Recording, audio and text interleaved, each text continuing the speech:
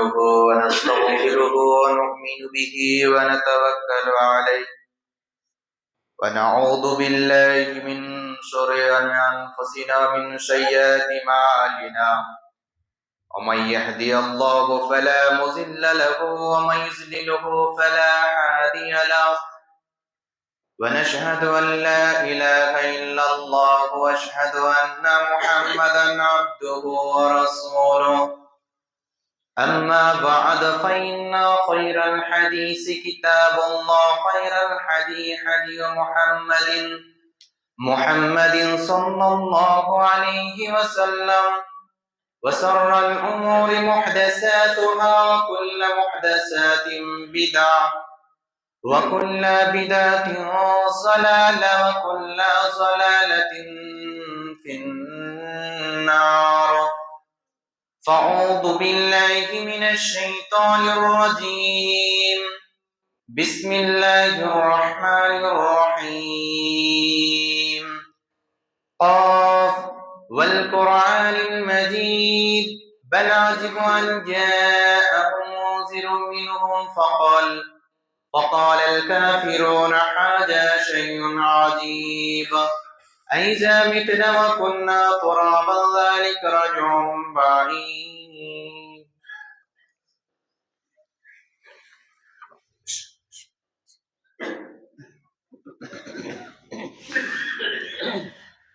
إن الحمد لله وحده والصلاة والسلام على من لا نبي بعده أما بعد فأعوذ بالله من الشيطان الرجيم بسم الله الرحمن الرحيم أقم الصلاة وآتوا الزكاة واركعوا مع الراكعين وقال النبي صلى الله عليه وسلم إن بلالا يعزن بليل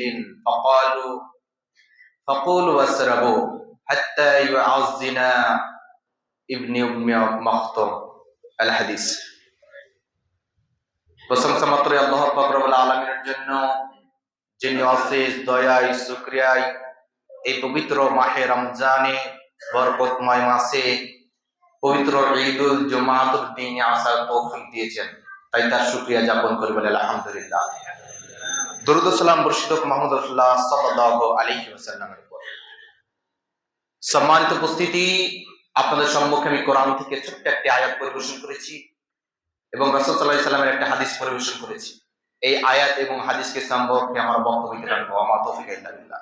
যদি আপনার প্রভু আমার প্রভু আমাকে তৌফিক দেন ইনশাআল্লাহ। বক্তব্য শুরুর আগে কিছু কথা।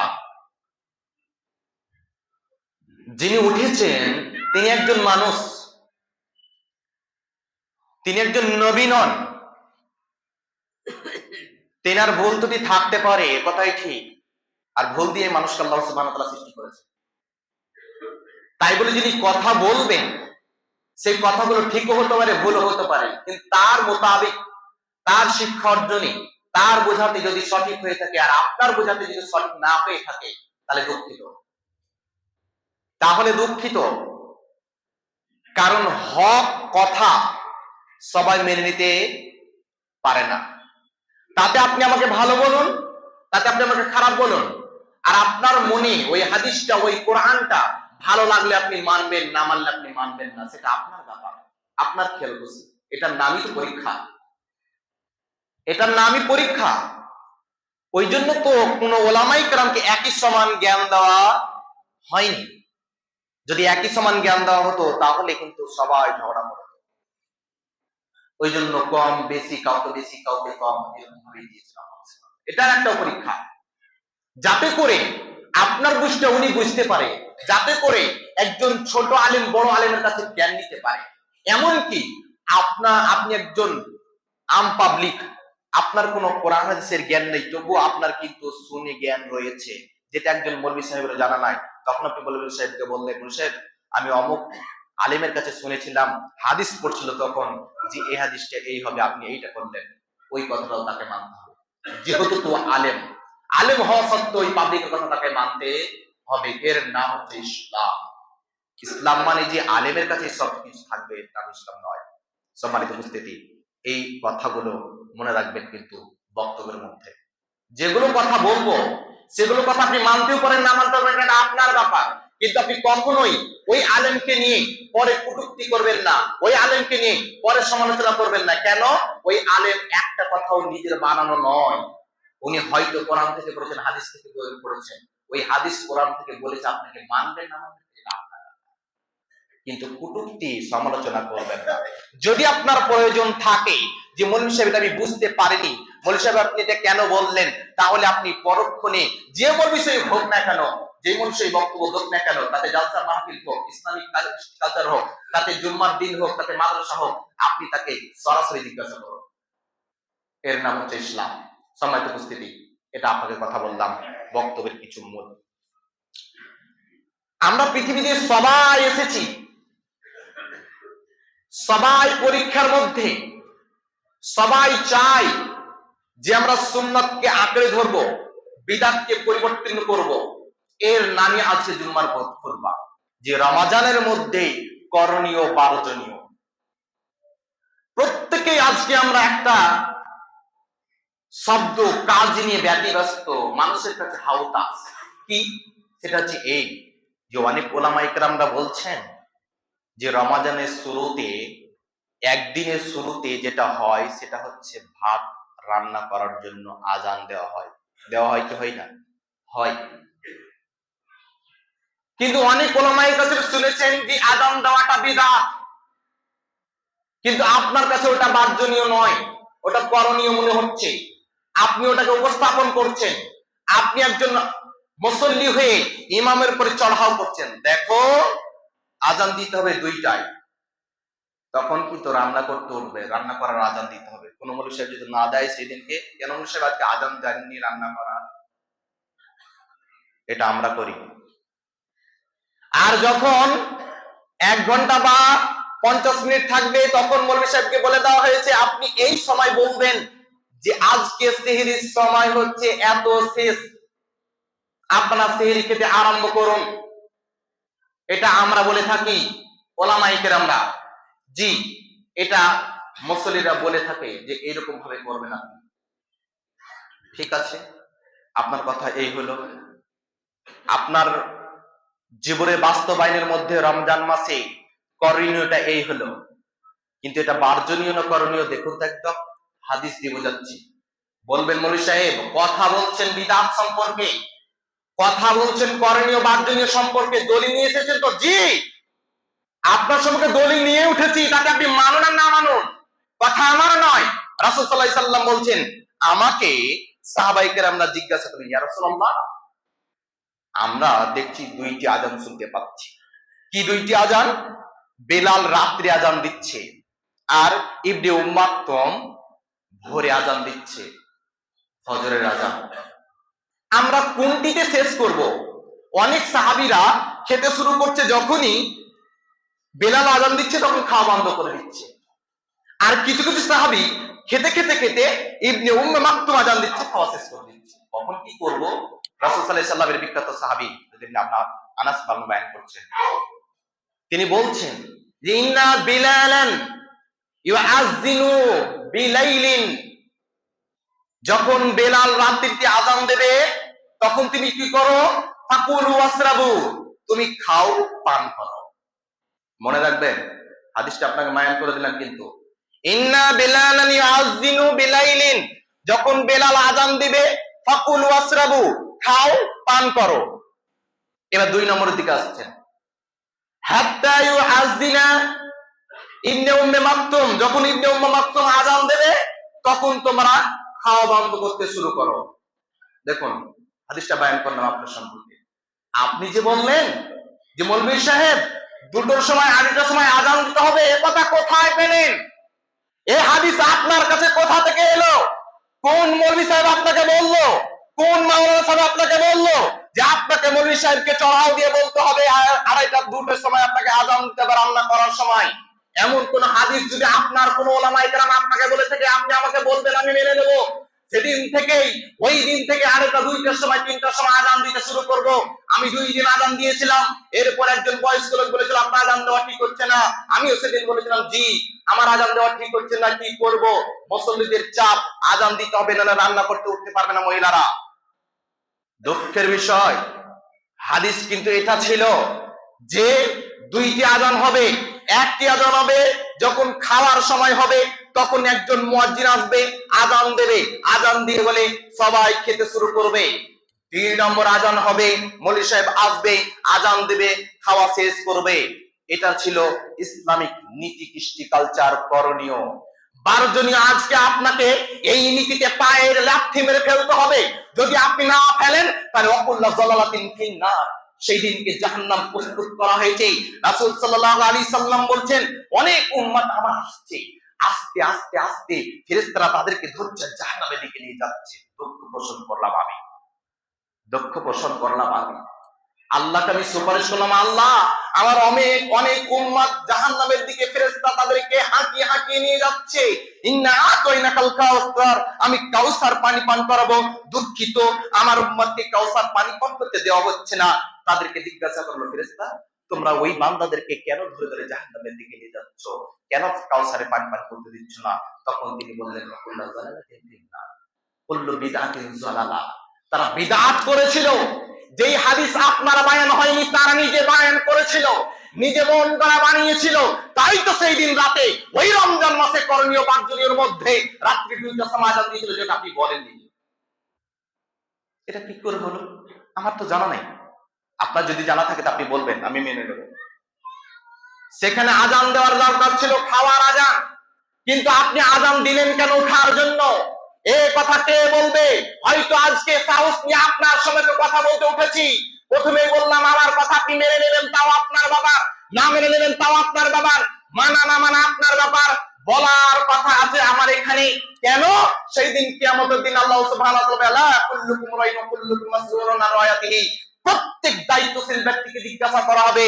একজন দায়িত্বশীল ব্যক্তি হচ্ছে আলেম, যেই আলেম মসজিদে রয়েছে, যে আলেম মাদ্রাসায় রয়েছে, যে আলেম ইসলামিক কৃষ্টি কালচার করে, ওই আলেমের দায়িত্ব ছিল কোনটা বিদআত, কোনটা সহিহ, কোনটা সুন্নাত, এটা তোমাকে বলে দেওয়া। তাই আজকে আমি উঠেছি, আমার দায়িত্ব ছিল এতটুকুনি যে আমি বুঝতে পেরেছি এটা বিদআত, তা আপনাকে বলে। এবার আপনি মানেন না, কারণ সেদিন আমাকে কিয়ামতের দিন প্রশ্ন করা হবে। তোমাকে শিক্ষা দেওয়া হয়েছিল, বড় বড় ওলামা ইকরাম তোমাকে শিক্ষা দিয়েছিল, ছোট থেকে মানুষ করেছিল আকমাল মাওলানা, শিশু থেকে মানুষ করেছে ওবাইদুল মাওলানা, ছোট থেকে তোমাকে আলেম পড়িয়েছিল মাওলানা আব্দুল মাতিন সাহেব, তারা তো শিক্ষা দিয়েছিল এটা। তুমি কেন মানুষকে বলনি যে ওই রাত্রি 2টার সময় আজান দেওয়া বিদআত ছিল? যদি আজান দিতেই হয় তাহলে সাহারি খাওয়ার জন্য আজান দেবে। যদি আপনার অতি প্রয়োজন হয় তাহলে সেই সময় আজান দেওয়া ব্যতীত আপনি বলবেন, সোনার মা বোনেরা, সাহারি রান্না করার সময় হয়েছে, তুমি সাহারি রান্না করতে উঠো, কিন্তু আজান দেবেন না, খবরদার। যদি আপনি হাদিস মেনে থাকেন তো, যদি সুন্নাত মেনে থাকেন তো, তাহলে সেই সময় এতটুকু প্রয়োজনীয় কথা বলতে পারেন। কেন এই কথা কেন বললেন আপনি মৌলভী সাহেব? আর প্রয়োজনে এই মসজিদের মাইক নিয়ে কি হারিয়েছে, কে মারা গেছে, কি হবে, কি দুয়ারে সরকার হবে, সবই বলা যাচ্ছে। তাহলে রান্না করার জন্য কেন বলা যাবে না? কেন বলা যাবে না? যদি বলার দরকার হয় তাহলে রাত্রি 2টার সময়, 3টার সময় আপনি বলুন, রান্না করার সময় হয়েছে, তুমি রান্না করতে উঠো, এ কথা বলতে হবে। তবে একটা প্রশ্ন আমার,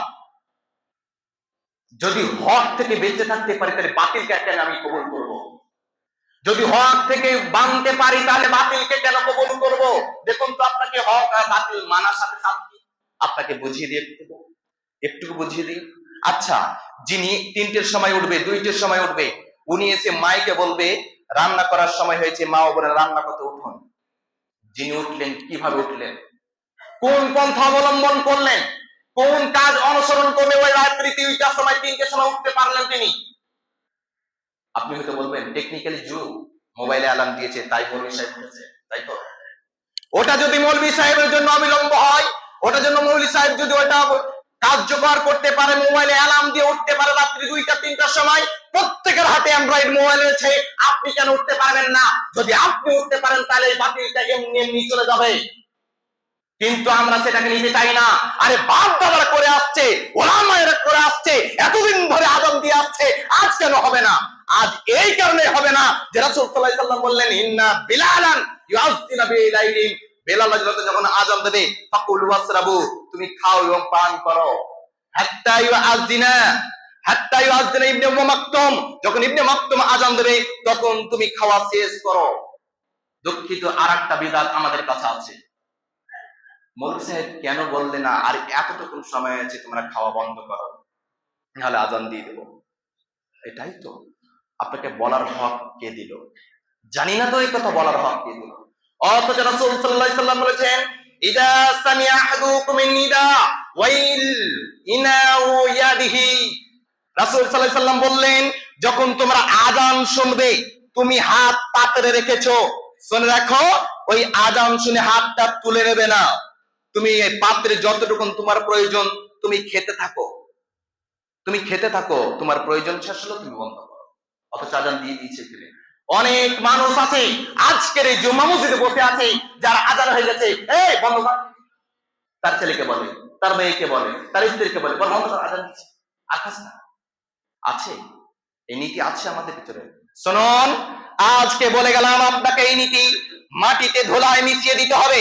রাসূল সাল্লাল্লাহু আলাইহি সাল্লাম বললেন, ইজা সামিআ আহাদুকুমুন নিদা ওয়াল ইনাউ ইয়াদিহি, যখন তুমি আযান শুনবে যদি তোমার হাত পাত্রে থাকে তোমার প্রয়োজন করে নাও, তারপরে তুমি বন্ধ করো। রাসূল সাল্লাল্লাহু আলাইহি সাল্লাম ওখানে খেতে বললেন, আর আমরা বলছি আর 10 মিনিট সময় রয়েছে। হাদিসটা কি ঠিক হলো? বলা কি ঠিক হচ্ছে? রাসূল সাল্লাল্লাহু আলাইহি সাল্লাম খেতে বলছেন তোমার হাত পাত্রে আছে তুমি খাও, আর আমরা সেখানে সময় দিয়ে বলছি। শোনো, আপনার চাপে ওই মৌলভী সাহেব ভুলটা কাজ করে চলছে। যদি কোনোদিন কোন মৌলভী সাহেব আপনার চাপে ভুল কাজ করে থাকে, কিয়ামতের দিন ওই মৌলভী সাহেব উঠবে, ওঠার পরে বলবে, মৌলভী সাহেব আমরা ছিলাম এটা ঠিক, কিন্তু নীতিমালা চলতো মুসল্লিদের সাথে। নীতিমালা চলতো মুসল্লিরা যাই বলবে তাই করতে হবে মাওলানাদেরকে, কারণ টাকা দিয়ে পৌঁছেছি মাওলানাদেরকে, তাই তাদের কথা শুনতে হবে, কোন হাদিস কোরআনের কথা মানবো না। তাই আমি সেদিন অনিবার্য হয়ে সেদিনকে এটাই করেছিলাম, যেটা ওই মুসল্লিরা বলেছিল আমি সেটাই করেছিলাম। ওই পাপের ভাগটা সেই দিন ওই মুসল্লিদেরকে নিতে হবে। নিতে পারবেন তো? শুনুন, আপনি কিভাবে অবলম্বন করবেন এটা আপনার ব্যাপার, কিভাবে আপনি উঠবেন কিভাবে খাবেন সেটা আপনার ব্যাপার। যদি আযান দেওয়া লাগে, যদি সময় দেওয়া লাগে, তাহলে আযান দিয়ে খেতে শুরু করবেন আর আযান দিয়ে খাওয়া বন্ধ করবেন। একথাই বলে গেলাম, একথাই চূড়ান্ত, একথাই চূড়ান্ত। কার কথা চূড়ান্ত? রাসূল সাল্লাল্লাহু আলাইহি সাল্লাম যে কথা বলে গেলেন এই কথাই চূড়ান্ত, আজকে বলে গেলাম। এ হলো একটি কথা। এবার দুইটি কথা। রাসূল সাল্লাল্লাহু আলাইহি সাল্লাম বললেন তোমরা সাহারি পান করো, সাহারিতে বরকত রয়েছে, সাহারিতে বরকত রয়েছে। তাসুররু ফাইন্না ফিস সুহুরি বারাকাতান, নিশ্চয়ই সাহারিতে বরকত রয়েছে, তোমরা সাহারি খাও। আমরা শুনেছি ভাত নিয়েছি, পাত্রে ভাত নিয়েছি, পাত্রে ভাত নিয়েছি। রাসূল সাল্লাল্লাহু আলাইহি সাল্লাম বললেন ওই পাত্রের ভাতের মধ্যে একটা ভাতের বরকত রয়েছে। আপনি যদি হাতটা দিয়েছেন, অর্ধেক খাওয়া হয়েছে, আপনি প্রয়োজন মতো নিয়েছেন, অর্ধেক কি আযান শুনে বন্ধ করে দিলেন। আচ্ছা বলুন, যে অর্ধেক রয়েছে ওই হাত থেকে যদি বরকতটা থেকে গেছে তাহলে আপনি কি করবেন? একটুকু মাথায় চিন্তা করুন, একটুকু মাথায় চিন্তা করুন। রাসূল সাল্লাল্লাহু আলাইহি সাল্লাম বলছেন তোমার ওই যে প্রয়োজন মতো তুমি ভাত নিয়েছো, ওই ভাতের মধ্যে একটা ভাতের মধ্যে বরকত রয়েছে। আমি বললাম যে যখন আযান দিতে লাগলো তখন আমার অর্ধেক ভাত খাওয়া রয়েছে আর অর্ধেক থালিতে রয়েছে, ওই সময় আমার হাত রয়েছে, আমি অর্ধেক খেয়ে বন্ধ করে দিলাম। যদি ওই একটা বরকতে ভাত ওই অর্ধেক থালির মধ্যে রয়েছে তাহলে আপনি বরকত পেলেন কোথায়? ওই জন্য রাসূল সাল্লাল্লাহু আলাইহি সাল্লাম বলেন ইযা সামিআ আহাদুকুম, যখন তুমি আযান শুনবে তোমার হাত যদি বড় পাত্রে থাকে তাহলে তুমি তোমার প্রয়োজন মিটাও, কেন ওই প্রয়োজনের মধ্যে বরকত। সম্মানিত উপস্থিতি, মনে হয় আপনাকে বোঝাতে পারেনি। যদি আপনার জ্ঞান রয়েছে, ক্ষুদ্র জ্ঞান যদি আল্লাহ আপনাকে দিয়েছে তাহলে আপনি বুঝে নেবেন, বোঝার মতো বুঝবেন। আপনি বোঝার জন্য দিল দিয়েছে, শোনার জন্য কান দিয়েছে, দেখার জন্য চোখ দিয়েছে, দেখেও দেখলে না, শুনেও শুনলে না, বুঝেও বুঝলে না, ওটা আপনার ব্যাপার, আপনি কি জানেন। একথা অনেকদিন বলেছি। সম্মানিত উপস্থিতি, এটা 2 নম্বর হলো। এবার আসুন 3 নম্বর কথা আমি বলে যাচ্ছি। রাসূল সাল্লাল্লাহু আলাইহি সাল্লাম বললেন ইজা সামিআ আহাদুকুম, তোমরা যখন আযান শুনবে তোমরা খাওয়া বন্ধ করো। ঠিক আছে, বলছে অতদিন পর্যন্ত উম্মতের দল কল্যাণ লাভ করতে পারবে না, অতদিন পর্যন্ত উম্মতের দল কল্যাণ লাভ করতে পারবে না যতক্ষণ না তারা সেহরি দেরিতে করবে, ইফতার তাড়াতাড়ি করবে। সেহরি দেরিতে করবে, ইফতার তাড়াতাড়ি করবে, অতদিন পর্যন্ত উম্মতের দল কল্যাণ লাভ করতে পারবে না। এই কথা রাসূল সাল্লাল্লাহু আলাইহি সাল্লাম বলে গেল। আর আমরা কি করছি? আযান দেওয়ার এখনো 20 মিনিট সময় রয়েছে, আধা ঘন্টা আগে খেয়ে নিচ্ছি। খায় না একজন ব্যক্তি ভাই 1-2 ঘন্টা আগে খায়। শুনুন, এখানে রাসূল সাল্লাল্লাহু আলাইহি সাল্লাম বলেন দেরি করে খেতে বললেন। যখন আযান দেবে দ্বিতীয় আযান, তবেই তো আপনি বুঝতে পারবেন এখন আমার খাওয়ার সময় রয়েছে। আপনি খেতে শুরু করলেন আর খাওয়া হয়ে গেল, মিনিট 5 পরে আযান দিল, এটার নাম হচ্ছে দেরি করে খাওয়া। আর আপনি আধা ঘন্টা আগে খেতে বলবো আপনাকে, তাহলে আপনি কল্যাণ লাভ করলেন কোথায়? এই কথা রাসূল সাল্লাল্লাহু আলাইহি সাল্লাম বললেন যে অতদিন পর্যন্ত উম্মতের দল কল্যাণ লাভ করতে পারবে না যতদিন পর্যন্ত না তারা তার দেরিতে সেহরি করবে, তাড়াতাড়ি ইফতার করবে। এটা সেহরির কথা বললাম। ইফতারের কথা হচ্ছে দাঁড়া, এখন আযান দেয়নি, অথচ মসজিদে ঘড়িতে আমি দেখতে পাচ্ছি, বাড়ির ঘড়িতে 5টা 39 বেজে গেছে। 5টা 39 বেজে গেছে। মহিলা বলছে, তার স্বামী বলছে এখনো পানি নিস না, 5টা 39 বাজছে, তা কি হয়েছে? মসজিদে এখনো বড় আযান দেয়নি। আছে না নাই? আছে। কারণ আমি আমার নিজের মায়ের কাছে শুনেছি, এ কথা। তাহলে আমার মা যদি বলতে পারে, আপনার মাও বলেছে, যুবক তোমার মাও বলেছে, আপনার স্ত্রীটাও বলেছে, তাহলে আপনার কাছে বলে গেলাম রাসূল সাল্লাল্লাহু আলাইহি ওয়াসাল্লাম বললেন তোমরা তাড়াতাড়ি ইফতার করো, কারণ দেরিতে ইফতার করে ইহুদিরা। যদি আপনি ইহুদি হয়ে থাকেন তাহলে দেরিতে ইফতার করবেন। রাসূল সাল্লাল্লাহু আলাইহি ওয়াসাল্লাম বললেন তোমরা তাড়াতাড়ি ইফতার করো, মানে 5টা 39 বেজেছে ঘড়িতে, আপনি আযান দিয়েছে মানে নয় যে আযান দেওয়া শুনে আমাকে ইফতার করতে হবে, 39 বেজেছে আপনি ইফতার করুন। হাদিস যেহেতু আমার সময় সংক্ষেপে, এই হাদিসটা আমাকে বয়ান করতে হবে, আরবিক বলছি না। রাসূল সাল্লাল্লাহু আলাইহি ওয়াসাল্লাম বললেন একজন সাহাবী পাহাড়ের উচ্চতায় চেপে আছে। সেই সাহাবী বলছে, আল্লাহর রাসূল আমি এখনো সূর্য দেখতে পাচ্ছি। আল্লাহর রাসূল বলছেন নামো, আমি সূর্য দেখতে পাচ্ছি না, তোমরা ইফতার করো। আল্লাহর রাসূল বলছেন তুমি নামো, আমি সূর্য দেখতে পাচ্ছি না, তুমি ইফতার করো। আর এদিকে সাহাবী বলছেন, চিল্লিয়ে বলছে, আল্লাহর রাসূল আমি কিন্তু সূর্য দেখতে পাচ্ছি, তখন আল্লাহর রাসূল বললেন তুমি নামো, নেমে ইফতার করো, আমি সূর্য দেখতে পাই না, আমাদের দিকে রাত হয়েছে, তাদের দিকে দিন হয়েছে, অতএব তুমি ইফতার করো। তাহলে বলুন, এখনো মসজিদে আযান হয়নি, এদিকে সময় হয়ে গেছে, আপনি কিভাবে ইফতারটা দেরি করেন? হাদিস কিন্তু এটা বলছে, আর আমরা কিন্তু এটা করছি। শুনুন, যে মুয়াজ্জিন আযান দেবে সে কি বিনা ইফতার করে আযান দেয়? না, কমপক্ষে তাকে একটা খেজুর নিতে হয়। আমি খেজুরটা খেলাম, চিবালাম, পানিটা পান করলাম, তারপরে আযান দিতে যাবো। খাবারটা কিন্তু আমার ঘরে রয়েছে। যেই মুয়াজ্জিন হয়তো হাতে করে নিয়ে এসেছে, তাও খেজুরটা খেতে তাকে হাফ মিনিট সময় লাগবে, তাহলে হাফ মিনিট মানেই তো দেরি। আযান দিতে হবে, এটাই ঠিক। ওখানে সেহরির জন্য আযান দিতে বললেন, ইফতারের জন্য এই জন্য আযান দিতে বলেনি। তাই সময় দেখে, সূর্য দেখে ইফতার করতে বলেছেন রাসূল সাল্লাল্লাহু আলাইহি ওয়াসাল্লাম। আপনি শুনেছেন রাসূল সাল্লাল্লাহু আলাইহি ওয়াসাল্লাম একটা খেজুর নিয়ে সূর্যের দিকে এমনি তাকিয়ে থাকতে যেমন সূর্য একটু কালো হয়ে যেত ইফতার করবেন। কিন্তু আযানের দিকে অপেক্ষা করেন ঠিক। আপনাকে কি আযানের দিকে অপেক্ষা করতে বলবো? সময় হয়েছে, সময় মৌলভী সাহেব বলে দিয়েছে এত তারিখে ইফতার হবে, এত সময় ইফতার হবে, আপনি ওই সময় ইফতার করুন। খবরদার দেরি করবেন না, দেরি করলে ইহুদিদের মতো হয়ে যাবেন। সম্মানিত উপস্থিতি, আমরা কখনো ইহুদিদের মতো করতে যাব না, এটাই আমাদের শিক্ষা। আজকে বিষয় ছিল দুইটি সম্পর্কে, দুঃখের বিষয় আজকে এই বিষয় করতে সময় শেষ হয়ে গেল। যদি আল্লাহ তাআলা হেদায়েত দেন তো আমাদেরকে তৌফিক দেন তো ইনশাআল্লাহ আজিজ ওই দ্বিতীয় খুতবা বা দ্বিতীয় বিষয় যে যাকাতের বিষয় আমি ধরেছিলাম, ওই যাকাতের বিষয় দ্বিতীয় খুতবায় করব ইনশাআল্লাহ। তবে আজকে যে কথা বললাম এই কথা একদম চূড়ান্ত যে আপনাকে বিদআত থেকে বাঁচতে হবে। বিদআত খুবই ভয়ানক। যে বিদআত নিয়ে আমরা পড়ে থাকছি, যে বিদআত নিয়ে আমরা করণীয় হচ্ছে, বিদআত খুবই ভয়ানক। আল্লাহ সুবহানাহু ওয়া তাআলা রাসূল সাল্লাল্লাহু আলাইহি ওয়াসাল্লাম বলছেন যে আল্লাহ সমস্ত গুনাহ মাফ করে দেবে কিন্তু শিরক মাফ করবে না। আর রাসূল সাল্লাল্লাহু আলাইহি ওয়াসাল্লাম সমস্ত কিছুর জন্য শাফাআত করতে পারবে, কিন্তু যদি সে বিদআত করে থাকে তাহলে তাকে শাফাআত করার কেউ থাকবে না। তখন রাসূল সাল্লাল্লাহু আলাইহি ওয়াসাল্লাম নিজেই বলবে সুহকান দূর হয়ে যাও। রাসূল সাল্লাল্লাহু আলাইহি ওয়াসাল্লাম নিজে বলবে। আর যেই রাসূল সাল্লাল্লাহু আলাইহি ওয়াসাল্লাম না হলে আমরা জান্নাতে যেতে পারবো না, যেই কাউসার পানি না পান করলে আমরা জান্নাতে যেতে পারবো না। তাহলে আমরা এগুলো কেন করছি? কিসের জন্য? কি কারণ? সেটা টাকা দিয়ে মৌলবী এসেছি, মৌলবীকে এরকম করতে হবে মানে, কিন্তু পাপটা যে হচ্ছে এটা আপনি কি দেখছেন না? বিদআতটা আপনি কি দেখছেন না? জি, আপনাকে এই কথা বলে গেলাম, মানবেন না মানবেন আপনার ব্যাপার, প্রথমেই বললাম। কিন্তু একটা কথা বলে যাচ্ছি, ইসলাম মানে এই নয় যে তাকে চাপ দিয়ে কাজ করাতে হবে। যদি ভুল হয়ে থাকে তাহলে ওই পাপটা কিন্তু আপনার ঘাড়ে চেপে যাবে। তার মানে আজকে থেকে সতর্ক হয়ে যান। আপনি সতর্ক করার জন্য উঠেছিলাম, কিছু উপকার করার জন্য উঠেছিলাম। যদি উপকার করে থাকি তাহলে আপনি আমার জন্য দোয়া করবেন, আর যদি আপনার জন্য খারাপ হয়ে থাকে তাহলে আপনি আমার মাফ করবেন। এ কথাই বলে গেলাম। আল্লাহ, আমরা তো মানুষ, পৃথিবীর বুকে চলতে চলতে কোনটা সঠিক কোনটা ভুল আমরা বুঝতে চাই না।